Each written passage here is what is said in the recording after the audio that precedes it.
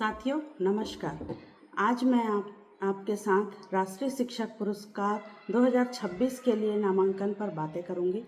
राष्ट्रीय शिक्षक पुरस्कार भारत सरकार की एक महत्वपूर्ण योजना है जिसमें ऑनलाइन पोर्टल के माध्यम से शिक्षकों को स्व नामांकन करना होता है।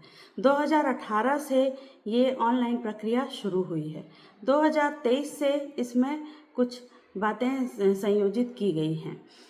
अब हमें अपना आवेदन स्वयं भरना होता है और त्रिस्तरीय निष्पक्ष प्रक्रिया के तहत हमारा चयन होता है। इसमें पहले जिला स्तरीय कमेटी के द्वारा आपका चयन होगा और उसके बाद वो राज्य स्तर पर जाएगी और राज्य स्तर के चयन से बाद आप नेशनल जूरी के सामने अपना प्रस्तुतिकरण और इंटरव्यू देंगे।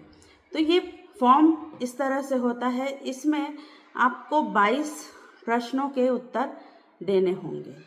पहला आपका सर्विस रिकॉर्ड है। सर्विस रिकॉर्ड आपका जो भी है उसका आप PDF बना लीजिए। आपकी सामान्य जानकारियां भी इस फॉर्म में पूछी जाएंगी और इसमें दो बायोग्राफी आपका जितना भी सर्विस पीरियड है उसमें आपकी जो उपलब्धियां हैं, आपके कार्य हैं, वो सारा बायोग्राफी के अंतर्गत डालेंगे। बायोग्राफी में आप को एक राइटअप देना होगा 5000 कैरेक्टर में और साथ ही एक PDF 5 MB से ज़्यादा का PDF नहीं हो सकता।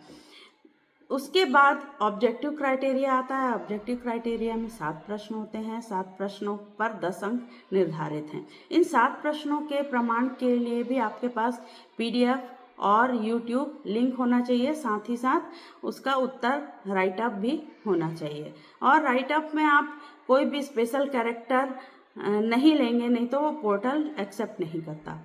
दूसरा क्राइटेरिया है जो बहुत महत्वपूर्ण है, जो आपका छात्रों के बीच में काम कर रहे हैं, आप विद्यालय के लिए काम कर रहे हैं, वैसे शिक्षकों के लिए ही ये अवार्ड बना हुआ है। यहाँ क्राइटेरिया बेस्ड ऑन परफॉर्मेंस जो कि 90 अंक का है। ये 3 भागों में बटा हुआ है। प्रत्येक में पहले वाले में 4 प्रश्न हैं, दूसरे में 5 और तीसरे में 4 प्रश्न हैं। तो इन सारे प्रश्नों के सपोर्ट में आप PDF, राइटअप और YouTube लिंक तैयार करके रखिए। आप जब पोर्टल को खोलेंगे तो आप ये सारे प्रश्न देख सकते हैं। यहाँ पर मैं ये महत्वपूर्ण बात बताना चाहती हूँ कि जैसे ही आप ये नामांकन करेंगे, साथ ही आप फाइनल सिलेक्शन हो या ना हो, लेकिन अपनी तैयारी पूरी रखेंगे, क्योंकि जैसे ही आपका फाइनल सिलेक्शन होता है, राज्य से यदि आपका नाम चयनित होता है तो तुरंत ही नेशनल जूरी के सामने आपको प्रेजेंट करना होता है और उसके लिए हमें एक PPT बनाना होता है। साथ ही 1500 शब्दों का एक आवेदन देना होता है कि हम क्यों इस अवार्ड के लायक हैं और साथ ही 5 ऐसे छात्रों की जानकारी जिनके जीवन में आपका महत्वपूर्ण योगदान है। ये आपके पास तैयार पहले से रख लीजिए ताकि इंटरव्यू के समय में आपको कोई हड़बड़ी ना हो, क्योंकि मेरा 7 बार का अनुभव है। 2019 से मेरा हर बार जिला स्तर पर चयन हो रहा है और 4 बार मैं राज्य स्तर पर चयन हुई और फाइनली पिछले बार 2025 में मुझे राष्ट्रीय शिक्षक पुरस्कार प्राप्त हुआ है। तो मेरा अनुभव ये है कि जब मैं इंटरव्यू में जाती थी और विदिन 2 ही दिन में हमें इंटरव्यू के लिए बुला लिया जाता था, तो मेरा PPT तैयार नहीं रहता था। 2023 और 24 में मेरे साथ यही हुआ। मेरा इंटरव्यू तो बहुत अच्छा हुआ लेकिन हड़बड़ी हो गई थी।